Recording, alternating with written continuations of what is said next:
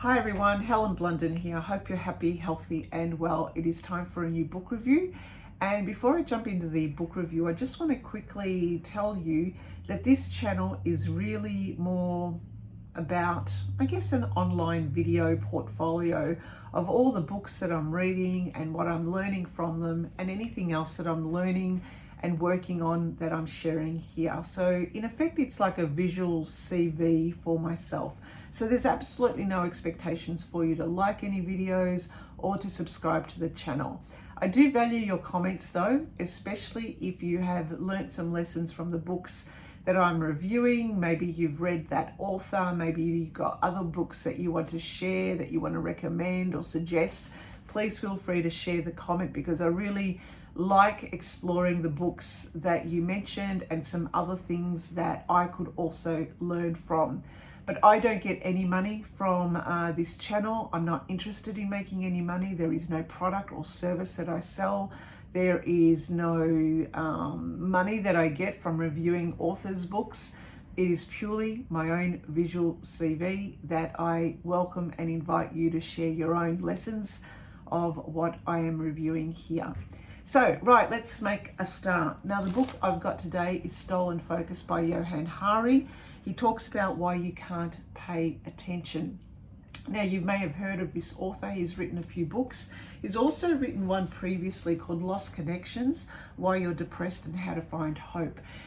I bought this one before I bought Stolen Focus, but I haven't read this one yet. When I saw Stolen Focus, I immediately bought the book because I thought to myself, this is a topic that I'm also trying to understand myself, trying to understand why over the years I seem to have lost my concentration and my focus, and trying to reason and understand what factors may have caused that, and also feeling bad every time I seem to pick up my phone in the middle of doing something in depth. I can't seem to kind of get into that deep focus I used to have. Now, for those of you who've been following, you probably realized that, I've been off social media now for, I think, about over a couple of months, and it is the best thing I have ever done in my life. I should have done it a lot earlier. I do feel as if my focus is slowly coming back. I can certainly read a lot more, and a case in point is that I am reading To the Lighthouse by Virginia Woolf, and my attention is on it. And if you've read her book and seen the type of writing and how she writes, yeah, let's just say I'm giving myself a pat on the back for that. Righto, so what is Stolen Focus about? Now, Johann Hari is a researcher. He actually spent a few years researching this book, but the way he went about doing it is he looked at an example of in his life. He had a nephew who, when he was young, his young nephew loved dressing up as Elvis Presley, and he seemed so full of life and enjoyment. But then as this nephew grew up, his attention was getting sucked into scrolling.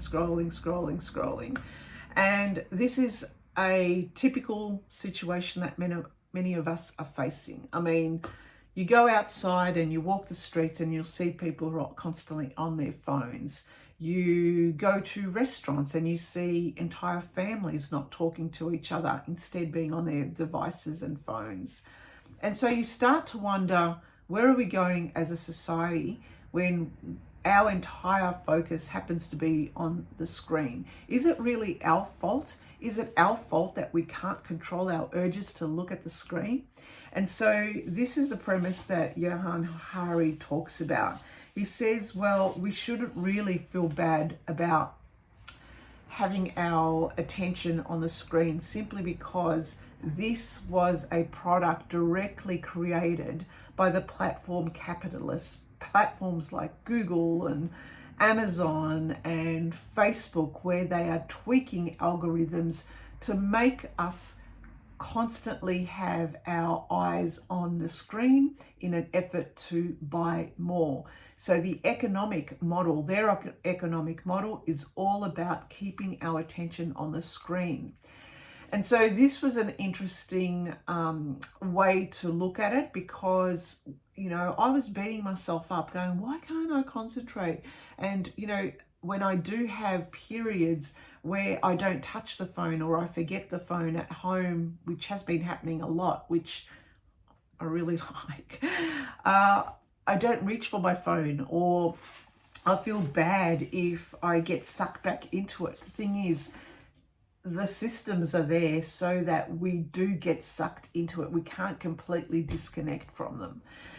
So he talks about 12 causes, and I'll go through those 12 causes very quickly, because as I was reading the book, and I think he got up to about about 9 or 10, I started to think, oh my God, this is depressing. It is depressing because it feels as if we don't have the control anymore.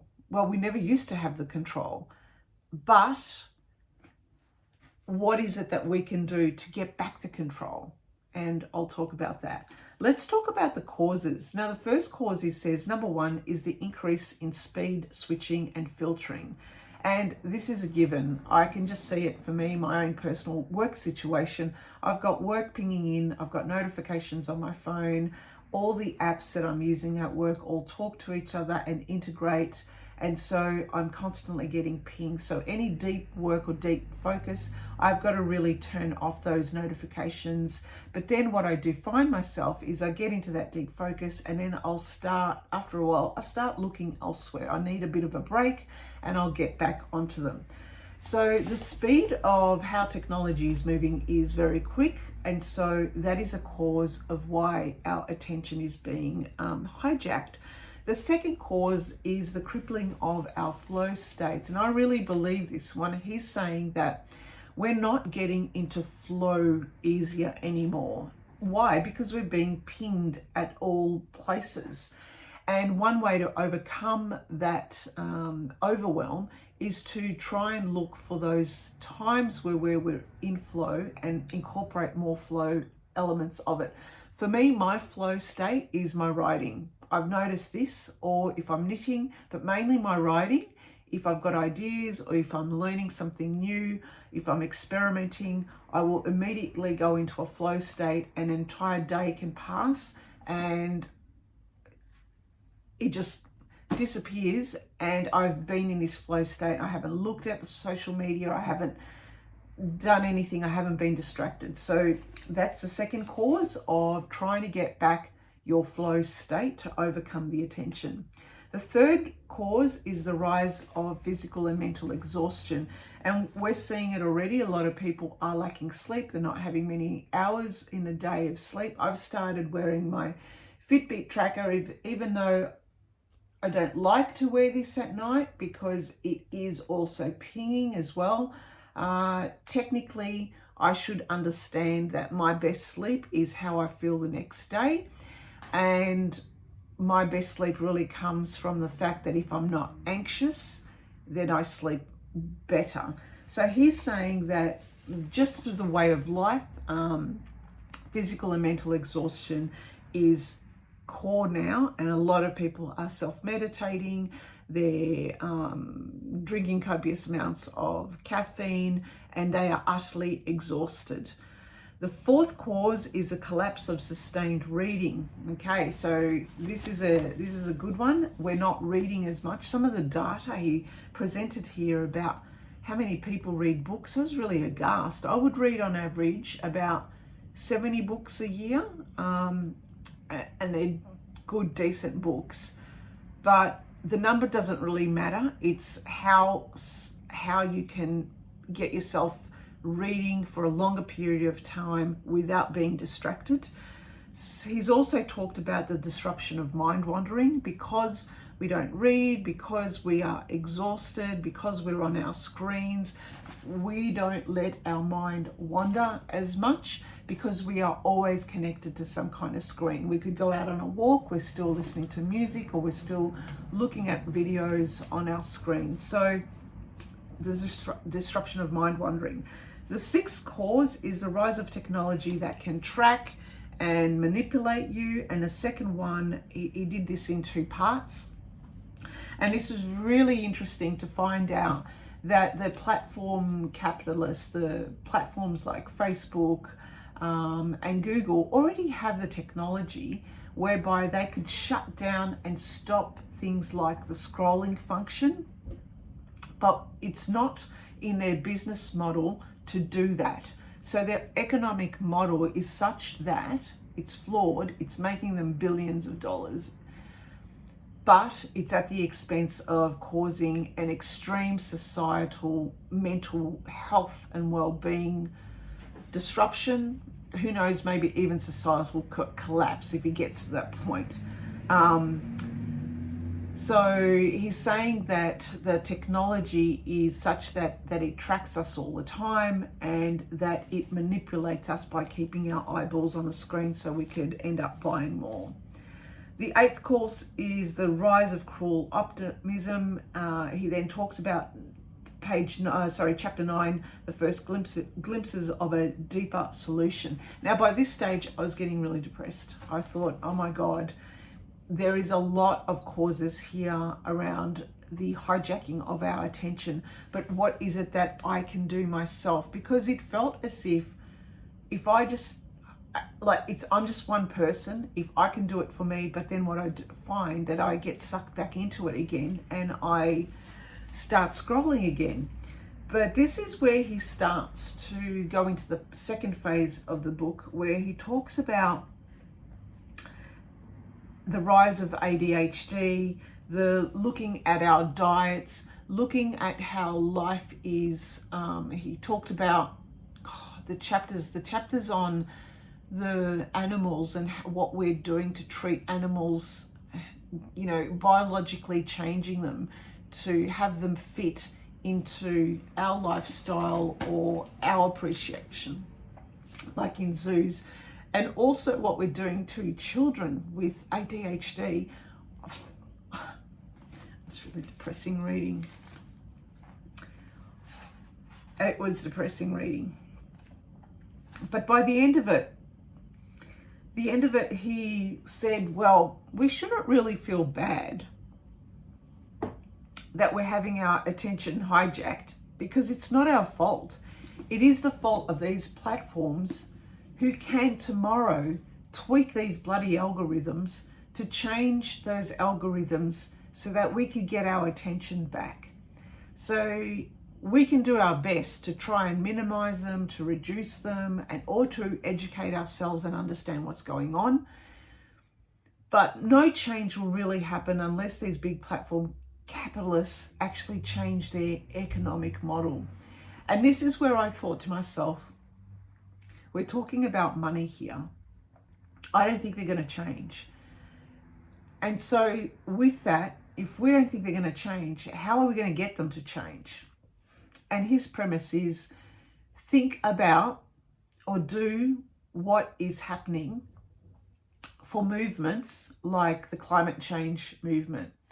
Maybe we need a movement for getting our attention back. And he calls it an attention rebellion.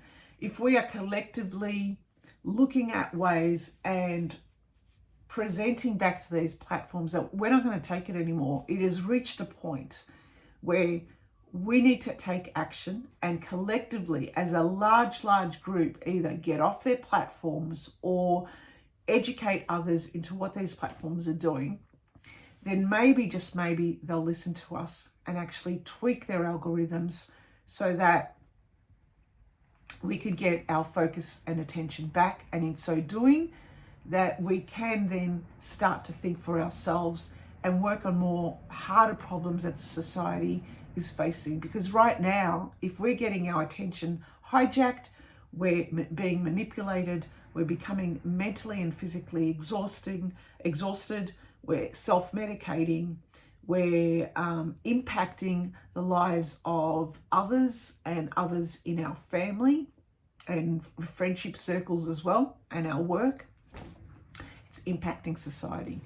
So these are very, very big causes and big questions.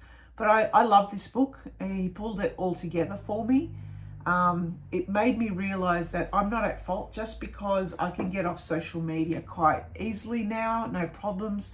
But what I do find is I can go back into scrolling through YouTube and then get into the time sucks.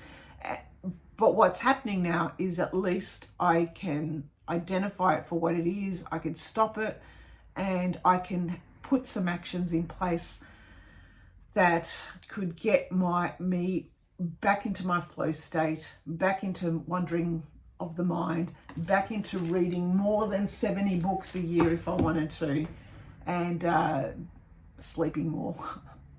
Righto, that's it for me. I